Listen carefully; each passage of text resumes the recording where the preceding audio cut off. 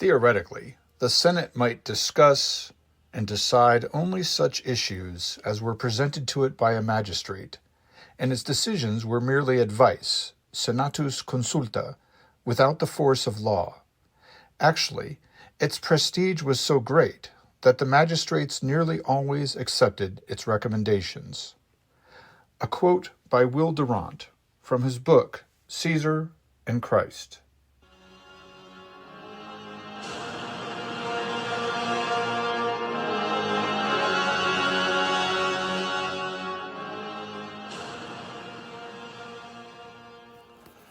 Hello and welcome to the Western Traditions Podcast. My name is Rob Paxton, and this is the 9th episode in the Roman Empire series.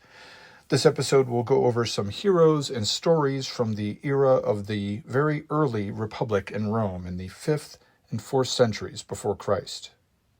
Now, the chronology of the entire period of the Roman Republic is frequently divided into 3 eras or stages. There is the early Republic, which essentially includes the centuries between the fall of the last king in Rome and the beginning of the Punic Wars in 264 BC. This early Republican era includes the sack of Rome by the Gauls in 390 BC. The term Middle Republic is usually used to describe the time of the Punic Wars between 264 BC and 146 BC. By the end of the Third Punic War in 146, Rome had eliminated most of her significant geopolitical enemies in the Mediterranean. The Late Republic then covers that period between this pinnacle of power at the end of the last Punic War and the rise of the first Emperor Augustus in 27 BC. The Late Republic is characterized by infighting, corruption, and a slow movement away from the oligarchic democracy of the past and the autocracy of the coming empire. This episode, though, will look at the early Republic, or at least what little we know about it. As I've previously stated, the city of Rome was sacked and burned in 390 BC by the Gauls, so good records of what happened before then were mostly lost. Consequently, it seems possible that these stories about the early Republic are somewhat legendary, possibly even fictitious. Nevertheless, we will look at stories about 3 heroes from this period because even if they are embellished or even fabricated, they are the stories as told by later Romans. And so we gain a good idea, at least, of what later Romans cherished about their history and about their culture. Furthermore, this early period gives us a good look at something known to Roman history as the conflict of the orders. In the last episode, I had already alluded to this phenomenon, the class struggle between patricians and plebs. During this period, the era prior to the Punic Wars, we see the conflict between these strata of society continuing to heat up, resulting in ongoing changes in the structure of Roman society and its government. Now, if you would like to support the structure of this podcast, please remember to like, subscribe, share, and comment wherever you listen to it. The Western Traditions Podcast is found on Amazon Music, Spotify, Podbean, YouTube, and other platforms. On my website, western-traditions.org, you can visit the shopping page to buy Western Traditions merchandise, or you can support the podcast directly through donations with the PayPal or Patreon buttons. Patreon supporters get personal updates about the podcast, and I also share links and essays about historical topics on the Patreon page.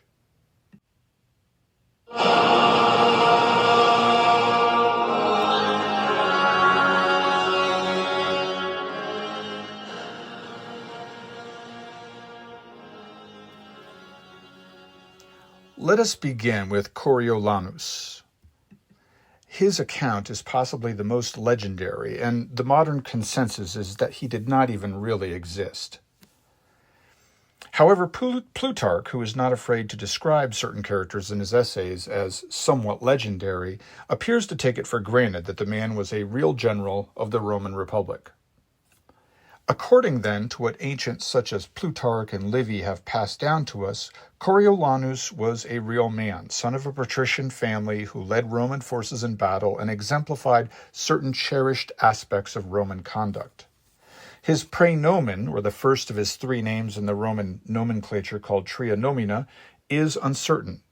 It may have been Caius with a C, or Gaius with a G, or even Gnaeus, Gnaeus. But regardless, he was a son of the house of Marcius, so his nomen or middle name was Marcius, though perhaps I should pronounce that as Marcius in classical Latin. And finally, he became known in life as Coriolanus, which became his cognomen, due to a certain battle that I will get to here in a moment. Coriolanus would have been born, if he was truly born, sometime in the late 6th century, coming to manhood in the early 5th century. Therefore, he was born during the monarchy and was a young defender of the equally young republic. Plutarch reports that Coriolanus was raised by a single mother, who was a widow to some Roman man of the house of Marcius. Plutarch quickly tells us that Coriolanus was remembered and hailed for his great deeds in life, but that the glory of his remembrance was tempered by, quote, the vehemence of his passion, unquote, and his, quote, obstinate reluctance to yield or accommodate, unquote.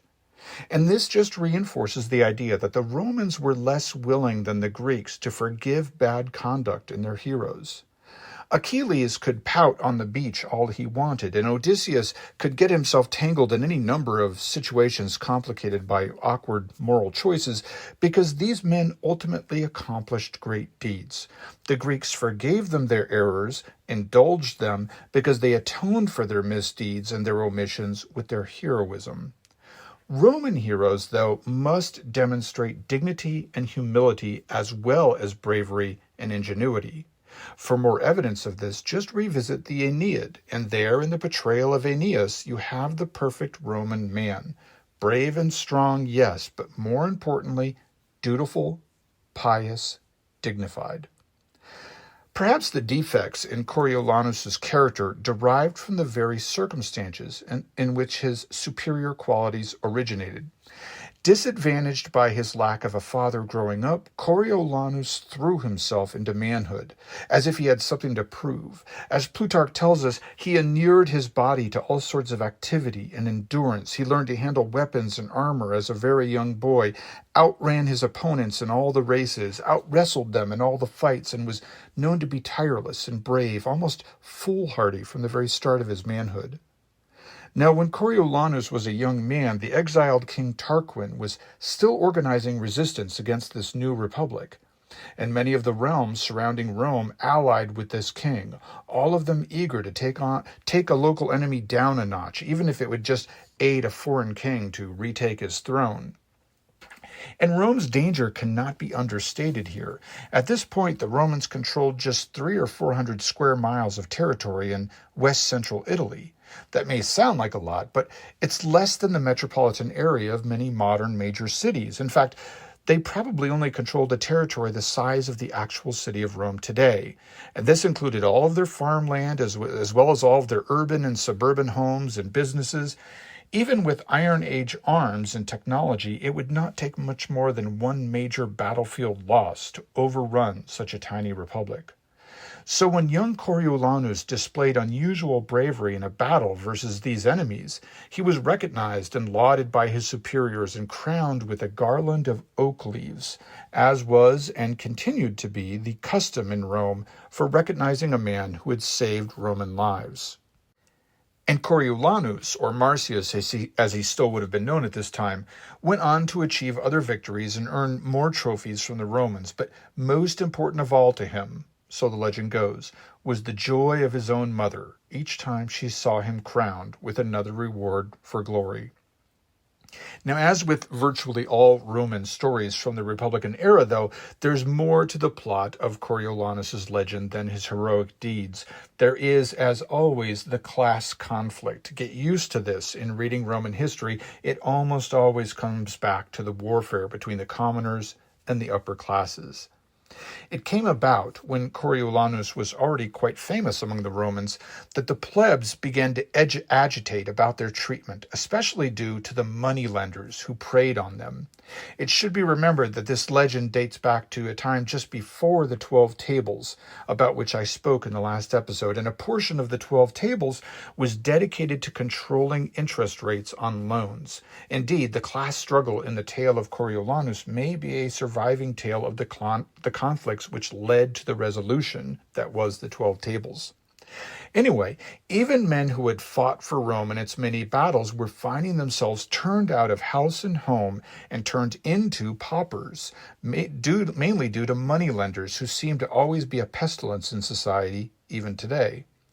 There came a time then when the consuls called the men of Rome to assemble for yet again another military campaign against Rome's enemies, and the commoners simply did not show up, leaving the consuls standing there with virtually no source of soldiery. The upper classes could provide the cavalry, but they needed heavy infantry, light troops, and many other kinds of troops to fight a war effectively. In fact, at this time, the plebs did not just passively resist.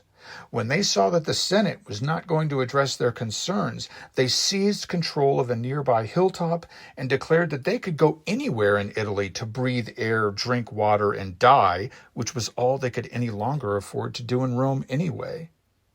Now, some of the more moderate men in the Senate desired to negotiate with the plebs over the matter.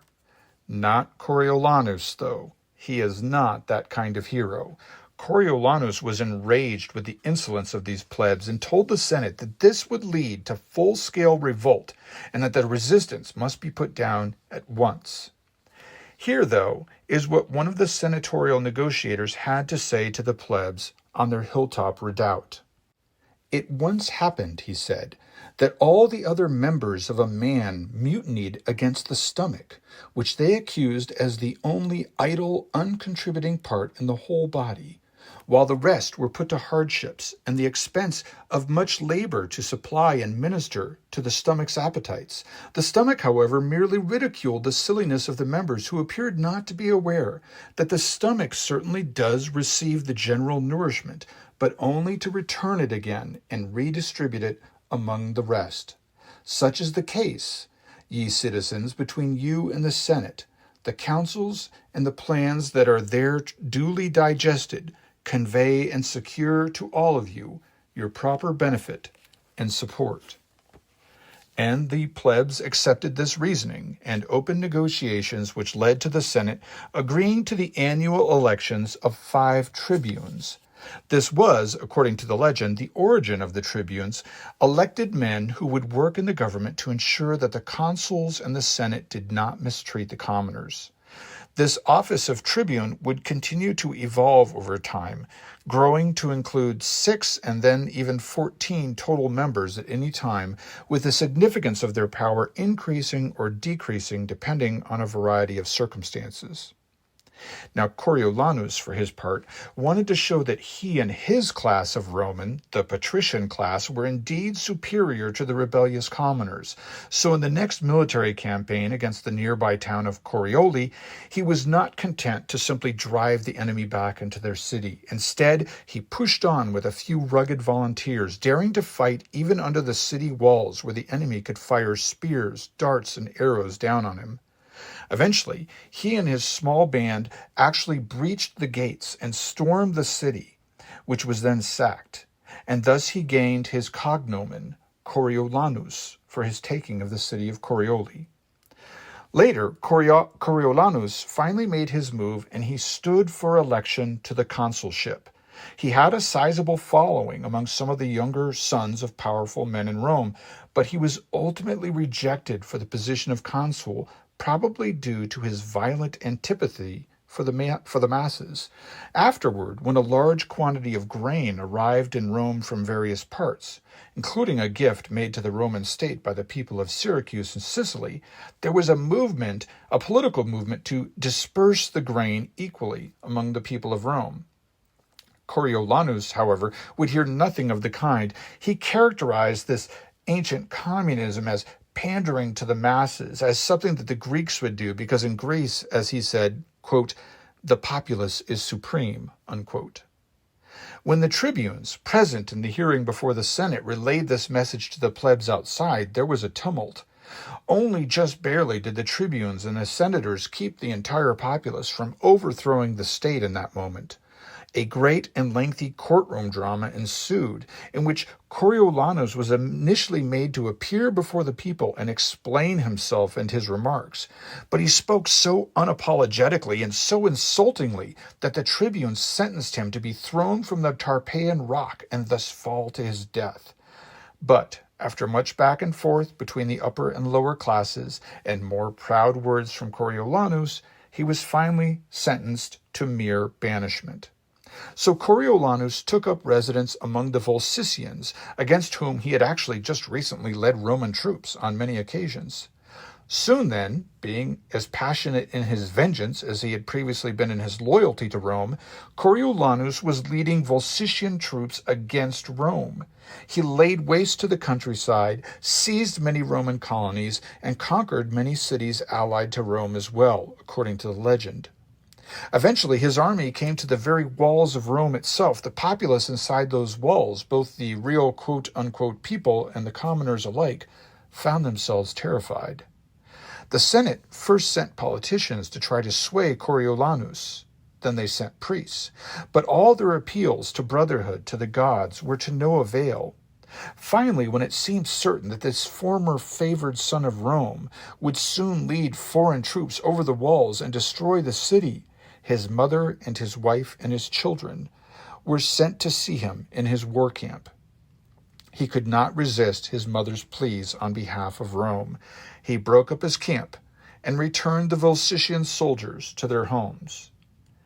In response to their salvation and to the role of women in it, the Romans built statues in a special temple dedicated to Lady Fortuna, Lady Fortune, about whom we will hear much more in later eras of Roman history.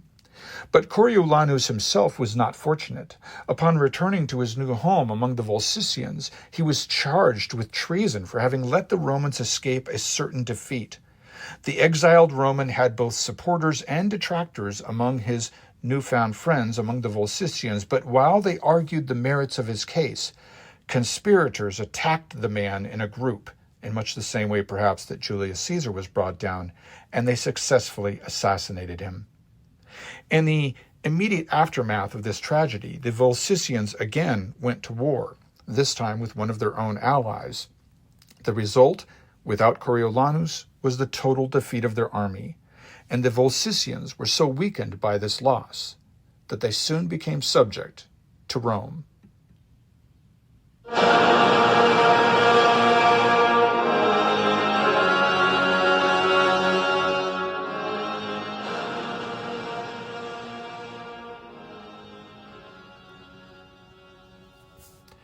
Not long after these events, another figure of Roman history and legend comes to the forefront.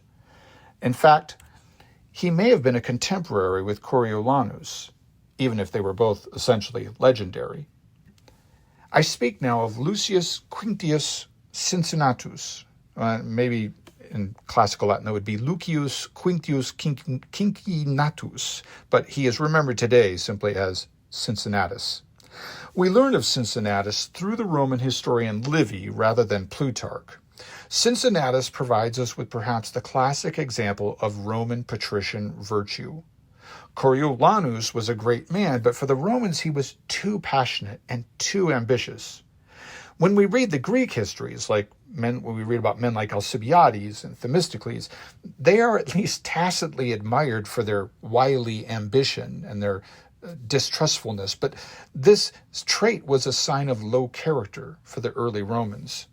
Now, of course, famous Roman men of later ages like Marius and Sulla and Pompey and Caesar, they were obviously ambitious men. So with the story of Cincinnatus, I'm not trying to say that the Romans were universally stoic and unambitious and coldly dignified, etc., but rather simply that stories like this tell us something about the way that the Romans saw themselves, or what they wished to emulate, and what they told themselves was ideal. In the same way, in Christian societies, there are factions and ambition and revenge and lust and greed, but the people of those societies aspire to another model. In the same way, the Romans were as capable of base passions, but they looked to legends like that of Cincinnatus or even Aeneas for their inspiration. Cincinnatus provides us with a quick and classic example of the way that Romans thought political power should be handled. He came from a patrician family. Now, during the tumultuous years of the 5th century, when the Republic was struggling just to survive, it was not uncommon for the consuls to elect a dictator from among the patrician class. And I mentioned this government role on the last episode. A Roman dictator was elected to hold supreme power for 6 months, basically to streamline things during a military emergency when senatorial discussion would just take too long to meet a crisis. As the story goes, anyway, the Roman army, sometime in the mid-5th century BC, had become surrounded by the enemy at Mount Algidus in nearby Latium, and it was in danger of a complete massacre. Cincinnatus was appointed dictator to lead reinforcements to save this army. It took him just 16 days for him to be nominated, assemble his forces, march to the battlefield, defeat the enemy, save the army, and return to Rome. 16 days. And upon returning home, he immediately resigned the dictatorship. The story is made even more delightful by the following details. When the senatorial delegation went to inform him of his election as dictator, they found the man plowing his field. After accepting the appointment, he had to wipe the mud off and put on formal senatorial garb before rallying the remaining men of the city, many of them too young or too old to have ventured out with the first army.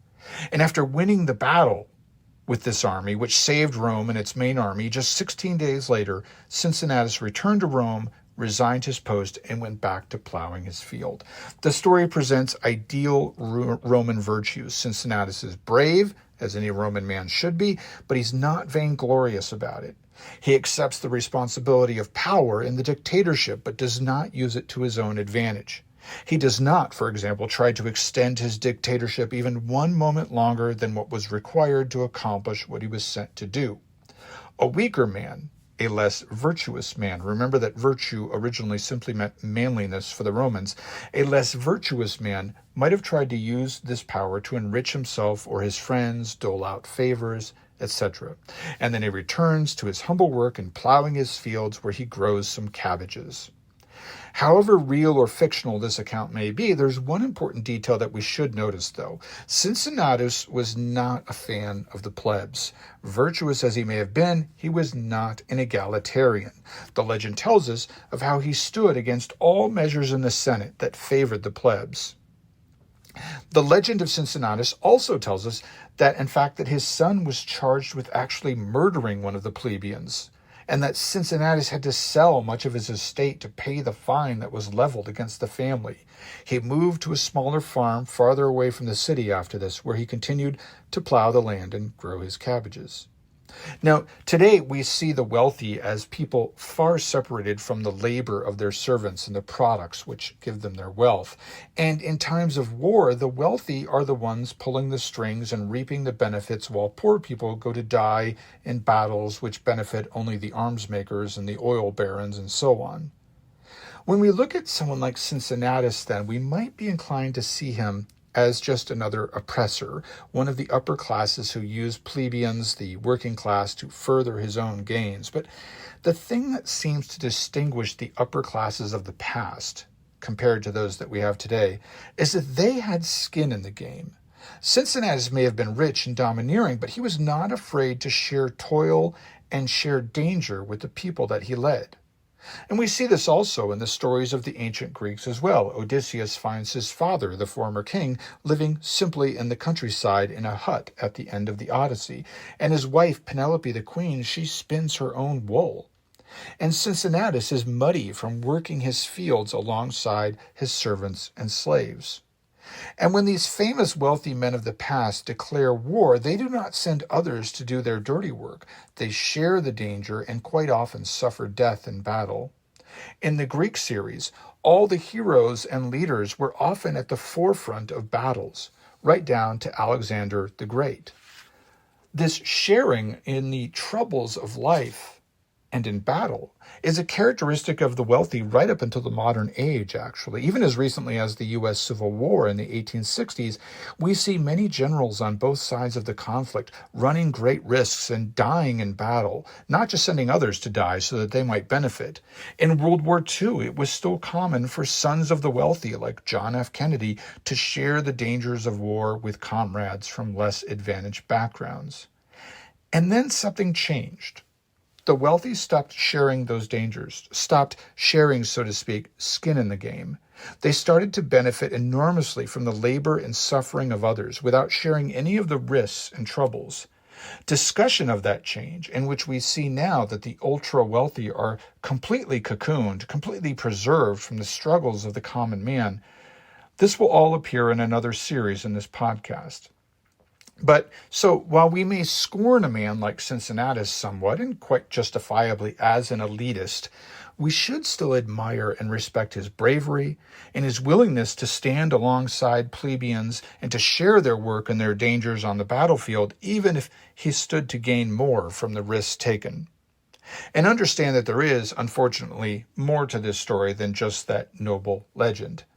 This legend tells us that Cincinnatus resigned his dictatorial powers and humbly went back to farming cabbages, but in another account, told by the historian Dionysius, Cincinnatus used his position as a dictator to hold a trial and banish from Rome a plebeian who had merely displeased him. Power, the struggle for and against power, and corruption are ever themes in this Roman story.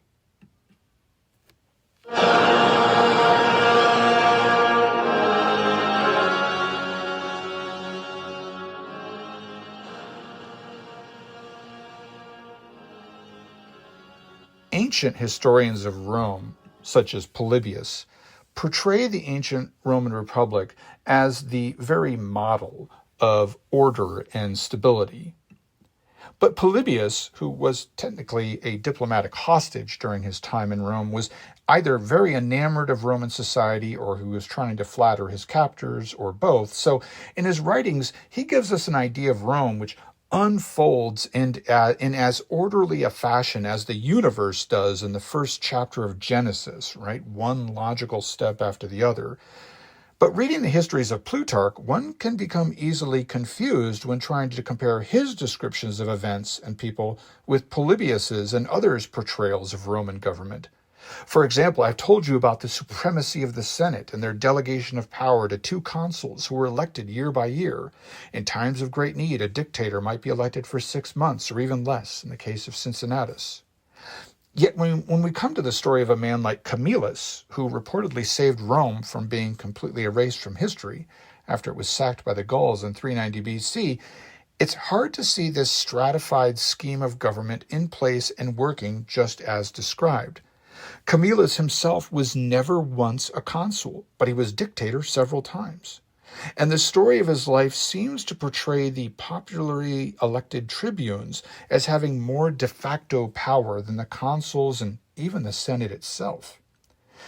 Perhaps we need to accept that for the Romans, time periods like the 5th and even the 4th century are still quote-unquote legendary or mythological times. Among the Greeks in the 5th century, we already have the writings of Herodotus and Thucydides giving us increasingly clearer, more coherent, and more reliable accounts of past events, even if they suffer from the expected human bias and lack of perspective at times. As I stated in the Greek series, we see in those documents a clear movement away from mythological writings, gods moving among men, fables of heroes, etc., and they move towards more realistic portrayals of events. Not so among the Romans, though. Perhaps this is all due to the loss of their earliest records when the Gauls sacked Rome in 390 BC. Regardless, the fact is that when we compare the writings and the accounts that we do have of Roman events and Roman government and Roman people during these centuries, we get a much more chaotic picture of just how Roman society was managed in its earliest days than we would if we just stuck with one historian. Were the consuls in charge, or the tribunes, or maybe the censors? Were they elected or appointed, and by whom? Just how involved was the Senate in day-to-day matters, and does the people just mean the upper classes, or does it include the plebs or not? No doubt, Roman society and Roman order was evolving during this period. The life of the Roman hero Camillus, as described by Plutarch, will describe the last era of this murky period in Roman history. After his life, we move more clearly toward the time of the Punic Wars and more detailed accounts of Roman events. His full name, his III.09, was Marcus Fortius Camillus. If he was a real person, he would have been born sometime after the mid-5th century BC. According to Plutarch, he was elected tribune at a time when the 6 tribunes held more power than the consuls did, being trusted more perhaps because there were 6 of them rather than just 2, and there being such a great fear of monarchical power among the people then.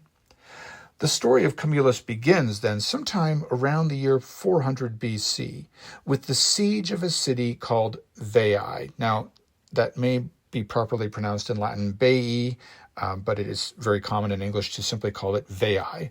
This city lay to the north of Rome, and at the time, as I said before, Rome was still confined to a small space in west-central Italy, possessing a realm not much larger now than the present-day metropolis of Rome, and the Romans were still in constant conflict with their neighbors. But the meaning of constant warfare in the ancient world had a different meaning than it might now. As we saw in the stories of the Greeks and the Persians that we've already been through, it was typical for armies to campaign only for short periods of the year, usually during the summer when crops were growing and required less labor. In the fall, armies would usually disband and the troops would return home to harvest the crops, only to reassemble for war, if necessary, in the late spring after planting a new crop. The siege of Veii, however, required more dedication. The people of Veii were essentially Tuscans, probably descended from the ancient Etruscans. They possessed a society more ancient than that of Rome, and the wealth of ages helped them to easily endure a Roman siege. So the tribunes began to ask of the Roman soldiers to stay and besiege the enemy city year-round, building forts and raising mounds to oppress and hopefully to finally break the Veians. This was hard on the citizen soldiers of the young republic, and they grumbled about it, but they endured the sacrifices required. They were probably inspired by Camillus, who was elected tribune more than once during the war with Veii and had reduced some other enemy cities while the main army remained at the siege. But during the 10th year of the war, again elected as one of the tribunes, Camillus favored a plan to dig tunnels that led from the camp outside the city to points directly underneath Veii. Attacking the walls simultaneously while soldiers emerged suddenly from their secret tunnels inside the city, the Romans were finally victorious after 10 long years. This victory, though, was not uncomplicated. There was controversy about how the spoils were handled, how the soldiers behaved when they pillaged the conquered city, and Camillus was never without his detractors, even as a great part of some Roman society lauded the man. In a subsequent war with another neighboring city, Camillus accepted money from the citizens of the enemy town in exchange for peace, and he returned home with the army to Rome. This angered many soldiers who had hoped for another opportunity to loot a fallen city. Eventually, due to this and other conflicts with the people of Rome, Camillus was sent into exile. Leaving his wife and children behind, he removed himself from the city and sojourned among the neighboring lands of Tuscany and Latium. Now, sometime prior to all this, maybe during the late 5th century BC, the Gauls had expanded into Italy. Now, these Gauls were a Celtic peoples, Indo-European speakers like the Romans, but from a branch of that ancient migration that had spread into Western Europe rather than Southern Europe thousands of years before. Now, their former environs, the regions known today as France and Germany, were becoming overpopulated, and they were now pouring into northern Italy by the hundreds of thousands, their women and their children and their livestock and their wagons trailing behind them. By the time that the Romans were capturing Veii, the Gauls were conquering and settling all of northern Italy, even seizing control of former Tuscan areas along the Adriatic Sea. The Romans were asked to mediate peace talks in this war, but seeing that these talks were failing, the Roman diplomats organized nearby Tuscan forces for an attack on the Gauls. This attack, the Gauls defeated.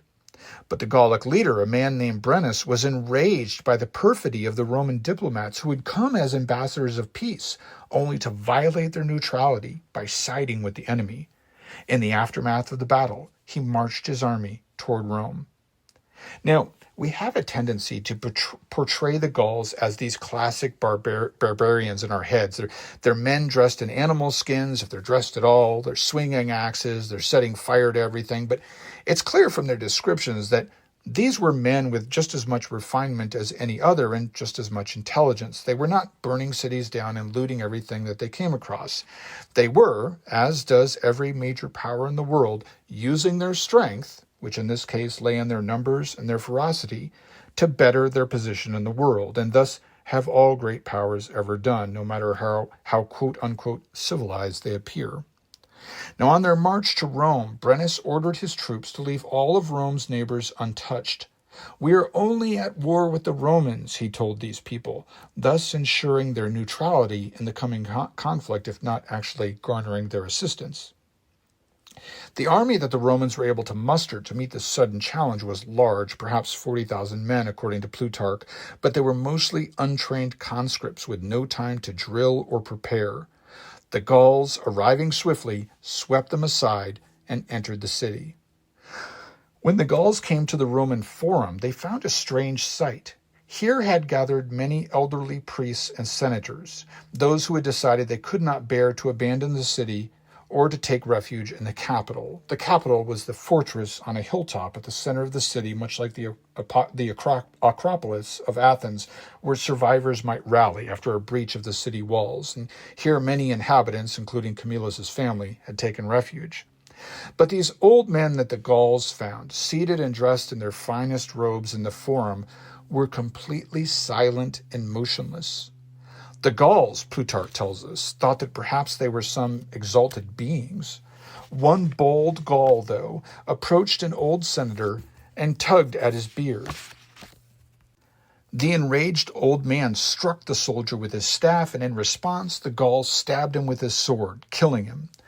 Then the spirit of pillage finally took over, and the Gauls, after killing all the senior men in the Forum, began to ransack the entire city. They occupied the city for about 7 months, besieging the many survivors who had fled to the well-defended capital. Now, during this time, some survivors of the Roman army that had been destroyed in the field had been holed up in Veii. They sent a messenger to Camillus, asking him to organize a new army and retake Rome from the Gauls. Now, after he agreed, they sent a man by a secret path into Rome and into the capital area, where he told the remaining Romans of the plan. The remnant of the Senate also agreed. They declared Camillus dictator, sent the messenger back, and settled down to wait for their rescue. It is this 7-month period in which we hear of the now famous tale of those sacred geese on the temple grounds in the capital. These geese alerted the besieged survivors to an attempt by the Gauls to use that once secret path that was used by Camillus's messenger to infiltrate the capital and put the Roman holdouts to the death. But the invaders were only barely turned back. Finally, though, after 7 months, half-starved and weary, and not having heard any news of Camillus since they had elected him dictator, the Romans in the capital offered to buy their freedom from the Gauls. And the Gauls were only too willing to hear the offer because they had been suffering the effects of a hot summer in Rome, which even back then had already become a haven for malaria-ridden mosquitoes. The Gauls were acclimated to more northern mountainous climes, and they were already quite literally sick and tired of the lowlands of central Italy. Just as the Romans were measuring out the gold before Brennus, the leader of the Gauls, though, Camillus appeared at the head of a new army composed of reorganized elements of the defeated army and many allies. He defeated and destroyed the Gauls and then began to rebuild the Eternal City.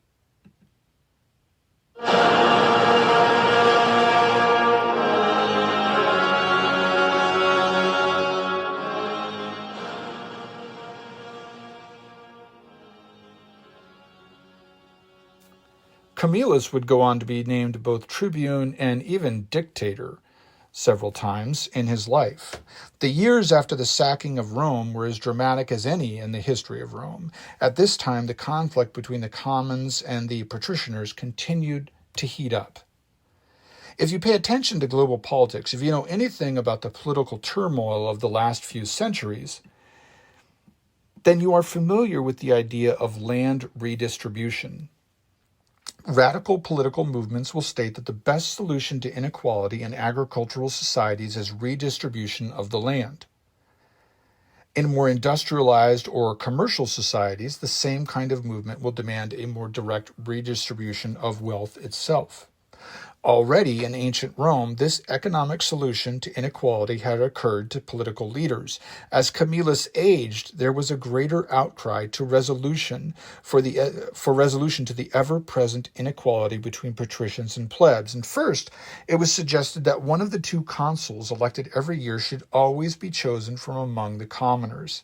Second, there was also political impetus to declare it illegal that anyone should own more than 500 acres of land. Essentially, this would result in a sort of redistribution of the land to the less wealthy, basically by seizing it from the rich.